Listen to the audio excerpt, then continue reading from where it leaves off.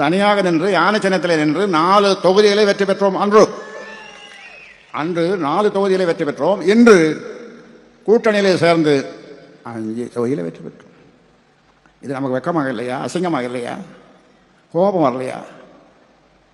கோபம் வரலையா? வரலையா? ஏன்னா அவன் நம்மளாலேயே காட்டி கொடுத்துட்டான். நமக்கே ஓட்டு போடலை. என்ன செய்யுது? அதனாலே இனி அப்படி இருக்கக்கூடாது. அப்படி நீங்கள் ஏதாவது இருந்தீர்கள் வந்தால் உங்கள் ஒவ்வொருவருடைய கணக்கையும் முடித்து விடுவேன். கணக்கையும் முடித்து விடுவேன் என்று சொன்னால் என்ன அர்த்தம்?